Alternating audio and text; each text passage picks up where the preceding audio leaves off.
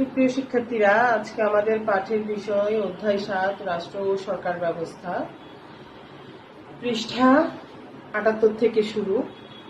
আজকে আমাদের এটা শেষ লেসন ৬ ও ৭। আমরা পাঠ ৬ ও ৭ নিয়ে আজকে বিস্তারিত আলোচনা করব এবং আজকেই আমাদের এই অধ্যায়ে শেষ হয়ে যাবে।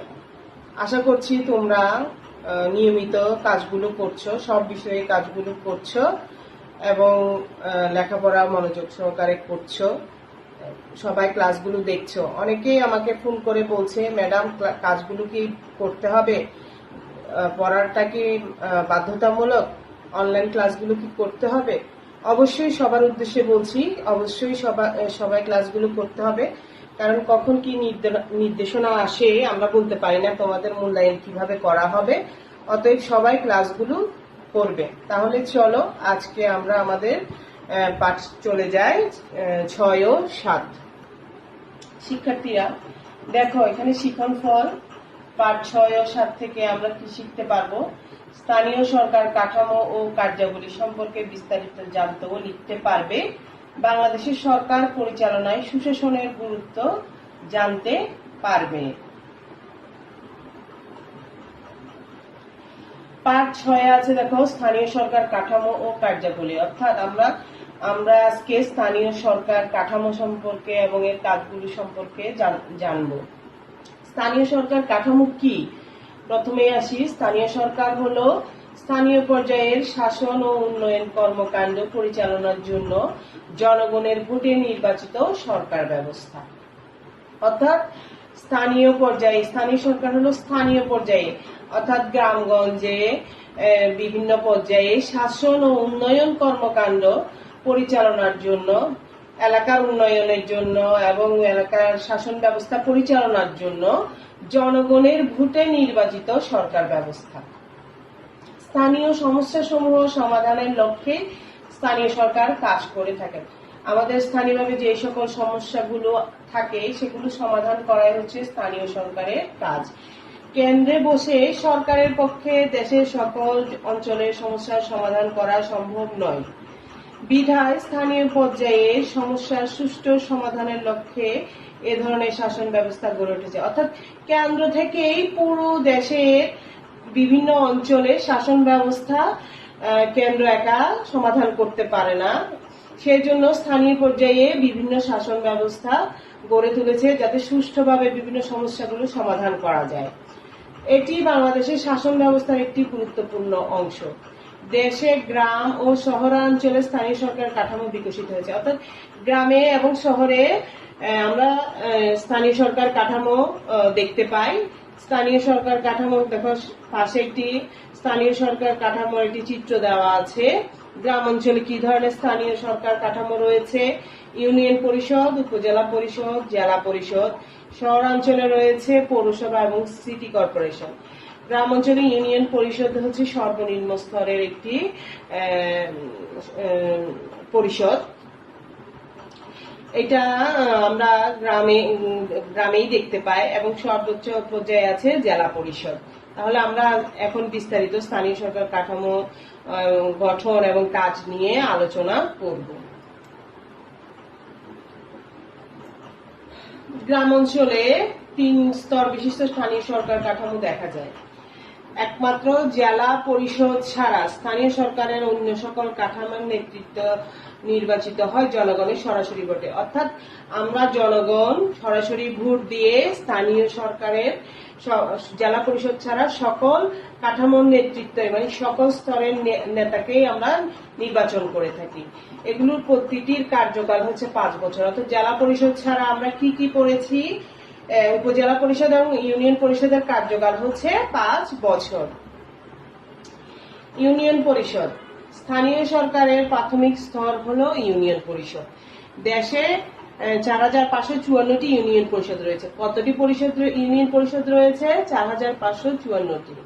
কয়েকটি গ্রাম নিয়ে ইউনিয়ন গঠিত, অর্থাৎ কয়েকটি গ্রাম নিয়ে ইউনিয়ন পরিষদ গঠিত হয়। ইউনিয়ন পরিষদ গ্রামীণ পর্যায়ে স্থানীয় সরকার গ্রামীণ সমস্যা দূরীকরণ ও স্থানীয় পর্যায়ের নেতৃত্বের বিকাশ ও গণসচেতনতা বৃদ্ধির মূল লক্ষ্য। অর্থাৎ গ্রামীণ সমস্যার দূরীকরণ, গ্রামে যে সকল সমস্যা রয়েছে যেমন দারিদ্রতা দূরীকরণ, বিশুদ্ধ খাবার পানির ব্যবস্থা, স্বাস্থ্য সুরক্ষা, এই ধরনের বিভিন্ন সমস্যাগুলো স্থানীয় পর্যায়ে নেতৃবৃন্দরা সমাধান করে থাকেন এবং এটার এই স্থানীয় পর্যায়ে নেতৃত্বের বিকাশ ও গণসচেতনতা বৃদ্ধি হচ্ছে এর মূল লক্ষ্য। তাহলে দেখো এখানে কতজন সদস্য নিয়ে স্থানীয় সরকারের ইউনিয়ন পরিষদ গঠিত হয়। নির্বাচিত একজন চেয়ারম্যান, 9 জন ওয়ার্ড মেম্বার, সংরক্ষিত আসনে 3 জন মহিলা সদস্য সহ মোট 13 জন নিয়ে ইউনিয়ন পরিষদ গঠিত হয়। এটা অবশ্যই তোমরা মনে রাখবে, তোমাদের কিন্তু প্রশ্নে আসে ইউনিয়ন পরিষদ কতজন সদস্য নিয়ে গঠিত হয়। 13 জন সদস্য নিয়ে গঠিত হয়। তারপরে এসো উপজেলা পরিষদ। কয়েকটি ইউনিয়ন নিয়ে একটি উপজেলা গঠিত, অর্থাৎ এই যে ইউনিয়ন পরিষদ রয়েছে গ্রাম স্তরে, এখান থেকে কয়েকটি ইউনিয়ন নিয়ে একটি উপজেলা গঠিত হয়, উপজেলা পরিষদ গঠিত হয়। একজন চেয়ারম্যান, একজন পুরুষ, একজন মহিলা ভাইস চেয়ারম্যান ও উপজেলার অন্তর্ভুক্ত সব ইউনিয়ন পরিষদ ও পৌরসভার চেয়ারম্যান এবং সকল মহিলা সদস্যের 1/3 নিয়ে উপজেলা পরিষদ গঠিত।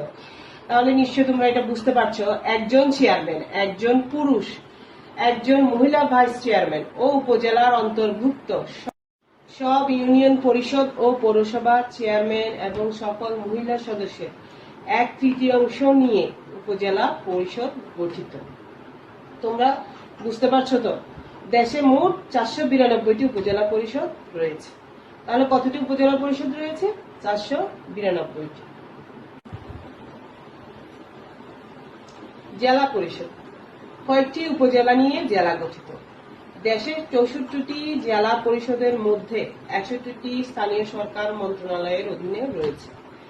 খাগড়াছড়ি, রাঙ্গামাটি ও বান্দরবন এই 3টি জেলা পার্বত্য চট্টগ্রাম বিষয়ক মন্ত্রণালয়ের অধীনে, অর্থাৎ 3টি জেলা বাদে খাগড়াছড়ি, রাঙ্গামাটি, বান্দরবন এই 3টি জেলা হচ্ছে পার্বত্য চট্টগ্রাম বিষয়ক মন্ত্রণালয়ের অধীনে, আর বাকি 61টি হচ্ছে স্থানীয় সরকার মন্ত্রণালয়ের অধীনে। চেয়ারম্যান সহ সকলেই পরোক্ষভাবে নির্বাচিত হন। এই এলাকার এই জেলা পরিষদের চেয়ারম্যান সহ সকলেই পরোক্ষভাবে নির্বাচিত হন। জেলার সব মেয়র ও কমিশনার, উপজেলার চেয়ারম্যান ও সব পৌরসভার মেয়র ও কাউন্সিলর এবং সব ইউপি চেয়ারম্যান ও সদস্যগণ তাদের দ্বারা নির্বাচিত। জেলার অন্তর্গত সকল সংসদ সদস্যগণ হবেন জেলা পরিষদের উপদেষ্টা। তাহলে তোমরা বুঝতে পারছো 20 জনের মধ্যে 5 জন হবেন মহিলা। চেয়ারম্যান সহ সকলেই পরোক্ষভাবে নির্বাচিত হন। আমরা অবশ্যই পড়েছি, আমরা জানি পরোক্ষ নির্বাচন কাকে বলে। জেলার সব মেয়র ও কমিশনার, উপজেলার চেয়ারম্যান, সব পৌরসভার মেয়র ও কাউন্সিলর এবং সব ইউপি চেয়ারম্যান ও সদস্যগণ তাদের দ্বারা নির্বাচিত। জেলার অন্তর্গত সকল সদস্যগণ হবেন জেলা পরিষদের উপদেষ্টা। সুপ্রিয় শিক্ষার্থীরা, এতক্ষণ আমরা গ্রাম অঞ্চলে স্থানীয় সরকার কাঠামো নিয়ে আলোচনা করেছি, তোমরা নিশ্চয় বুঝতে পেরেছো। এখন আমরা শহর অঞ্চলের স্থানীয় সরকার কাঠামো নিয়ে আলোচনা করব। শহর অঞ্চলে 2 ধরনের স্থানীয় সরকার কাঠামো দেখা যায়, একটি হচ্ছে পৌরসভা আর দ্বিতীয়টি হচ্ছে সিটি কর্পোরেশন। শহরাঞ্চলে স্থানীয় সরকার ব্যবস্থা 2 ধরনের, পৌরসভা এবং সিটি কর্পোরেশন। 8টি বিভাগীয় শহর ছাড়াও কুমিল্লা, নারায়ণগঞ্জ, গাজীপুর ও ময়মনসিংহে সিটি কর্পোরেশন রয়েছে। তাহলে আমাদের 8টি বিভাগীয় শহর ছাড়াও কোথায় কোথায় রয়েছে? কুমিল্লা, নারায়ণগঞ্জ, গাজীপুর, ময়মনসিংহে রয়েছে সিটি কর্পোরেশন। এবং পৌরসভাগুলো অন্যান্য শহর এলাকার স্থানীয় সরকারের দায়িত্ব পালন করে থাকে। তাহলে এসো এখন পৌরসভা নিয়ে আলোচনা করি। পৌরসভার গঠন। শহর এলাকার স্থানীয় সরকার হিসেবে পৌরসভা গঠিত। বর্তমানে দেশে 327টি পৌরসভা রয়েছে। কতটি রয়েছে পৌরসভা? 327টি। পৌরসভা একজন মেয়র, প্রতি ওয়ার্ড থেকে একজন কাউন্সিলর ও সংরক্ষিত মহিলা কাউন্সিলরদের নিয়ে পৌরসভা গঠিত। তাহলে কয়জন সদস্য নিয়ে পৌরসভা গঠিত? একজন মেয়র, প্রতি ওয়ার্ড থেকে একজন কাউন্সিলর ও একজন সংরক্ষিত মহিলা কাউন্সিলরদের নিয়ে পৌরসভা গঠিত হয়। City corporation. বাংলাদেশে মোট 12টি সিটি কর্পোরেশন রয়েছে, প্রতিটিতে একটি সিটি কর্পোরেশন আছে। সিটি কর্পোরেশন প্রধানকে বলা হয় মেয়র। মেয়রের কাজে সহায়তার জন্য রয়েছে কাউন্সিলরগণ। সিটির আয়তনের ভিত্তিতে কাউন্সিলের সংখ্যা কম বেশি হয়ে থাকে। এখন আমরা স্থানীয় সরকারের কাজ নিয়ে আলোচনা করব। স্থানীয় সরকার জনপ্রতিনিধিদের সমন্বয়ে গঠিত একটি সরকার ব্যবস্থা। এটি তাত্ত্বিক অর্থে সরকারের নিয়ন্ত্রণ মুক্ত, অর্থাৎ একটি সরকারের নিয়ন্ত্রণাধীন নয়। জনহিতকর কাজ সহ অনেক উন্নয়নমূলক কাজ করে থাকে স্থানীয় সরকার। উন্নয়নের মূল দায়িত্ব স্থানীয় সরকারের উপরে ন্যস্ত থাকে। এখানে আমরা ইউনিয়ন পরিষদের কাজ, উপজেলা পরিষদের কাজ, জেলা পরিষদের কাজ, পৌরসভার কাজ ও সিটি কর্পোরেশনের কাজ নিয়ে আলোচনা করব। একটি ছক দেখতে পাচ্ছ তোমরা। ইউনিয়ন পরিষদের কাজ কি কি কাজ করে থাকে ইউনিয়ন পরিষদ? বিচার কাজ, উন্নয়নমূলক কাজ, জনকল্যাণমূলক কাজ, জনস্বাস্থ্য রক্ষামূলক কাজ, পরিবার পরিকল্পনা, শিক্ষা, শান্তি রক্ষা, খাজনা ও কর আদায়, তথ্য প্রচার। অর্থাৎ এখানে ইউনিয়ন পরিষদের সার্বিক উন্নয়নের জন্যই পরিকল্পনা বাস্তবায়ন গ্রহণ করে থাকে। বিশুদ্ধ পানির ব্যবস্থা করে থাকে, প্রতিটি ইউনিয়নে বিশুদ্ধ পানির ব্যবস্থা করে থাকে। তারপরে জনস্বাস্থ্য রক্ষা বলতে বোঝায় পুষ্টি, মা ও শিশু স্বাস্থ্য রক্ষা, বয়স্ক বৃদ্ধদের স্বাস্থ্য রক্ষা, বিভিন্ন কমিউনিটি ক্লিনিক গড়ে তুলে জনহিতকর কাজ করে থাকে। তারপরে ইউনিয়নের পরিবেশ পরিষ্কার পরিচ্ছন্ন রাখার ব্যবস্থা করে, বিভিন্ন প্রাথমিক চিকিৎসার ব্যবস্থা করা। তারপরে পরিবার পরিকল্পনামূলক কর্মসূচি রয়েছে, তো সেইগুলি সফল করার জন্য গণসচেতনতা সৃষ্টি করা এবং গরিব ও মেধাবী ছাত্রীদের শিক্ষা বৃত্তি প্রদান, বয়স্কদের শিক্ষাদান, যারা নিরক্ষর তাদেরকে শিক্ষাদান করা, নিরক্ষরতা দূরীকরণ ইত্যাদি ব্যবস্থা করে থাকে। এলাকার শান্তি শৃঙ্খলা রক্ষা করে থাকে, এলাকার জমি খাজনা কর আদায় করে থাকে। তারপরে বিভিন্ন তথ্য প্রচার করে থাকে, যেমন গণসচেতনতামূলক তথ্য প্রচার করা, এলাকার কোনো অপরাধ বা দুর্ঘটনা ঘটলে পুলিশকে জানানো, অপরাধের বিরুদ্ধে গণসচেতনতা সৃষ্টি করা, বিভিন্ন বিচারিক কাজ সমাধান করা। তারপরে হচ্ছে বিভিন্ন সামাজিক সমস্যাগুলো সমাধান করা, যেমন যৌন হয়রানি, যৌতুক প্রথা ইত্যাদির বিরুদ্ধে সচেতনতামূলক প্রচার কাজ করা, এলাকার শান্তি সম্প্রীতি বজায় রাখা এবং বিবাদ মীমাংসা করা। সবগুলো হচ্ছে ইউনিয়ন পরিষদের কাজ। তারপরে আসে উপজেলা পরিষদের কাজ। উপজেলা পরিষদের কাজ ইউনিয়ন পরিষদের কাজের মতোই, প্রায় সবকিছুই সেম হয়। এছাড়া উপজেলা পরিষদে কি আছে? উপজেলা পরিষদে পাঠশালা সহ বিভিন্ন মেয়াদী উন্নয়ন পরিকল্পনা তৈরি করা হয়। সরকারের বিভিন্ন কর্মসূচি বাস্তবায়ন, তত্ত্বাবধানতা, সমন্বয় সাধন করা হয়।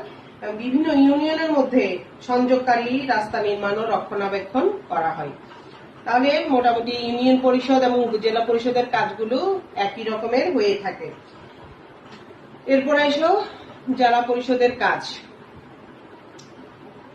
জেলা পরিষদ জেলার বিভিন্ন উন্নয়নমূলক কাজ পরিচালনা করাই হচ্ছে জেলা পরিষদের কাজ। এর মধ্যে উল্লেখযোগ্য হচ্ছে উপজেলা ও পৌরসভা সংরক্ষিত এলাকার বাইরে, মানে ইউনিয়ন পরিষদ এবং উপজেলা পরিষদের বিভিন্ন সংরক্ষিত এলাকার বাইরে রাস্তাঘাট, সেতু, কালভার্ট ইত্যাদি নির্মাণ করা, শিক্ষা প্রতিষ্ঠান নির্মাণ, আবাসিক হোটেল তৈরি করা, প্রশিক্ষণ কেন্দ্র স্থাপন, অনাথ আশ্রম নির্মাণ, গ্রন্থাগার তৈরি, নৈশ বিদ্যালয় পরিচালনা, কৃষিখামার ব্যবস্থা, বন্যা নিয়ন্ত্রণ বাঁধ ও পানি সেচের ব্যবস্থা করা। এছাড়াও জনস্বাস্থ্য সংরক্ষণের কাজ ও জেলার যোগাযোগ ও পরিবহনের ব্যবস্থার উন্নয়নমূলক কাজও করে থাকে জেলা পরিষদ। এরপরে আসো পৌরসভার কাজ। পৌরসভার কাজ কি? বিশুদ্ধ পানি সরবরাহ, পানি নিষ্কাশনের ব্যবস্থা করা। তারপরে হচ্ছে স্বাস্থ্যকর ও ভেজাল মুক্ত খাদ্য বিক্রি নিশ্চিত করা, শহরের পরিবেশ রক্ষার জন্য পরিকল্পনা গ্রহণ ও বাস্তবায়ন করা, বিধি মোতাবেক ঘর বাড়ি নির্মাণের ব্যবস্থা করা, সড়ক নির্মাণ, রক্ষণাবেক্ষণ ও যানবাহন চলাচল নিয়ন্ত্রণ মুক্ত করা, রাস্তার দুই পাশে গাছ লাগানো, পার্ক, উদ্যান প্রতিষ্ঠা এবং উন্মুক্ত প্রাঙ্গণ সংরক্ষণ করা, অর্থাৎ মাঠ, খেলার মাঠ এগুলো সংরক্ষণ করা। তাছাড়া পৌরসভার বিভিন্ন জাতীয় দিবস উদযাপন, ত্রাণ ও পুনর্বাসন, এতিম ও দুস্থদের জন্য এতিমখানা তৈরি, লাইব্রেরি ও ক্লাব গঠন, ভিক্ষাবৃত্তি নিরোধ, খেলাধুলার ব্যবস্থা, মিলনায়তন নির্মাণ, রক্ষণাবেক্ষণ, জন্ম মৃত্যু ও বিবাহ নিবন্ধন, মহামারী ও সংক্রামক ব্যাধি নিয়ন্ত্রণ ও বিশিষ্ট অতিথিদের অভ্যর্থনা প্রদানের জন্য ব্যবস্থা করা হচ্ছে পৌরসভার কাজ। তাহলে এই মোটামুটি সব কাজগুলোই এইসব কাজগুলোই পৌরসভা করে থাকে। তারপরে আসো সিটি কর্পোরেশন। সিটি কর্পোরেশনও মোটামুটি পৌরসভার মতো প্রায় সেম কাজই করে, কিন্তু তার আয়তন অনুযায়ী তার কাজটাও বিশাল হয়, বড় পরিসরে হয়। সিটি কর্পোরেশন কাজগুলো বড় পরিসরে করে থাকে। বিশুদ্ধ পানি সরবরাহ, পানি নিষ্কাশনের ব্যবস্থা করা, স্বাস্থ্যকর ও ভেজাল মুক্ত খাদ্য বিক্রি নিশ্চিত করার জন্য সচেতনতামূলক প্রচার প্রচারণা চালানো, শহরের পরিবেশ রক্ষার জন্য পরিকল্পনা গ্রহণ ও বাস্তবায়ন করা, সুষ্ঠুভাবে বাড়িঘর নির্মাণের ব্যবস্থা করা, রাস্তার দুই পাশে গাছ লাগানো, পার্ক ও উদ্যান প্রতিষ্ঠা করা এবং উন্মুক্ত প্রাঙ্গণ, মাঠ এগুলো সংরক্ষণ করা, সড়ক নির্মাণ, রক্ষণাবেক্ষণ এবং যানবাহনের চলাচল নিয়ন্ত্রণ করা এবং আরো আনুষঙ্গিক কাজগুলো সিটি কর্পোরেশন করে থাকে, যা জনগণের জন্য হিতকর হয়ে থাকে। জনগণের কল্যাণার্থে স্থানীয় সরকার কাঠামোর স্তরে বিভিন্ন কাজ করে থাকে। অতএব তোমরা নিশ্চয়ই বুঝতে পারছো স্থানীয় সরকারের কাজগুলো। এটা থেকে তোমাদের কোশ্চেন থাকতে পারে, তোমরা অবশ্যই এটা ভালো করে পড়বে, বাসায় পড়ে খাতায় লিখবে। এবার আসো পাঠ 7, সরকার পরিচালনা সুশাসন। তাহলে আমরা প্রথমেই সুশাসন কি সেইটা সম্পর্কে জানি। সুশাসন হচ্ছে দুর্নীতিমুক্ত রাষ্ট্র বা সরকার ব্যবস্থা যেখানে বিভিন্ন প্রতিষ্ঠানের কাজে দায়বদ্ধতা আছে, ব্যক্তি স্বার্থের চেয়ে প্রতিষ্ঠানের স্বার্থকেই বড় করে দেখা হয়।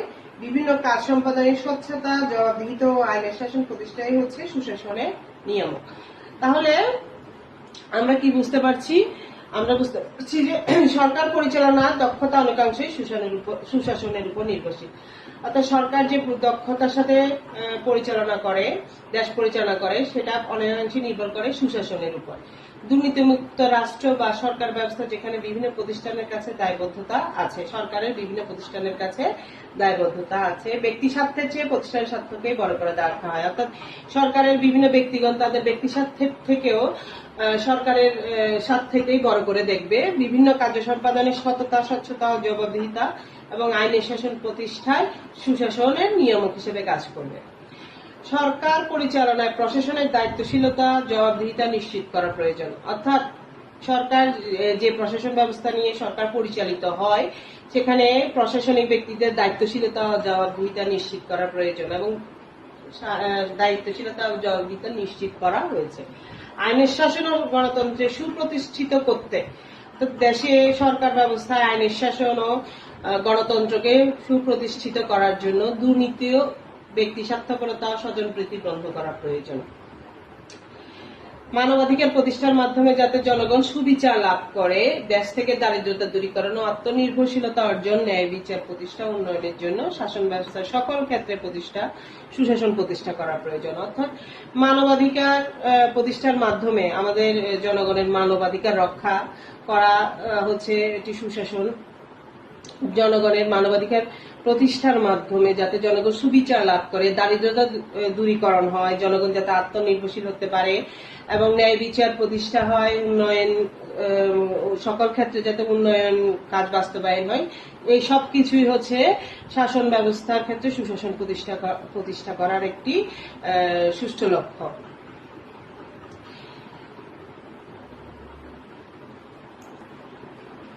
দেশ থেকে দারিদ্র দূরীকরণ, আত্মনির্ভরশীলতা অর্জন, ন্যায় বিচার প্রতিষ্ঠা উন্নয়নের জন্য শাসন ব্যবস্থার সকল ক্ষেত্রে সুশাসন প্রতিষ্ঠা করা প্রয়োজন। সেজন্য কি করতে হবে? সুশাসনের প্রতিবন্ধকতা দূর করতে হবে। বাংলাদেশকে বিশ্ব দরবারে সমৃদ্ধশালী ও দুর্নীতিমুক্ত দেশ হিসেবে গঠনে আমাদেরকে দায়িত্বশীল হতে হবে। সুশাসন উদ্যোগে বাস্তবায়নে সেজন্য কি করতে হবে? আমাদের জনগণকে সচেতন হতে হবে, আত্মনির্ভরশীল হতে হবে এবং সুশাসনের উদ্যোগ বাস্তবায়নে সরকারকে সহযোগিতা করতে হবে। তারপরে নিজেদেরকে সুশাসন প্রতিষ্ঠার অন্যতম ধারক ও বাহক হিসেবে গড়ে তুলতে হবে বাংলাদেশকে। তাহলে আমরা বিশ্ব দরবারে সমৃদ্ধশালী ও দুর্নীতিমুক্ত দেশ হিসেবে উপস্থাপন করতে পারব। সুপ্রিয় শিক্ষার্থীরা, আমরা অধ্যায় 7 শেষ করে ফেলেছি। তোমরা সবাই খুব ভালো করে নিশ্চয়ই বুঝতে পেরেছ। আজকে তোমাদের জন্য একটা বাড়ির কাজ দেওয়া হবে। বাড়ির কাজগুলো অবশ্যই তোমরা করবে এবং সাবমিট করবে। বাড়ির কাজটা একটু দেখে নাও। বাংলাদেশের সরকার পরিচালনা সুশাসনের গুরুত্বসমূহ চিহ্নিত করো। শিক্ষার্থীরা তোমরা বুঝতে পারছো সুশাসনের যে সকল গুরুত্ব রয়েছে বাংলাদেশের সরকার পরিচালনায়, সেগুলো তোমরা পয়েন্ট আকারে লিখবে। তাহলে আজকে এই পর্যন্ত। সবাই ভালো থেকো, সুস্থ থেকো, নিরাপদে থেকো।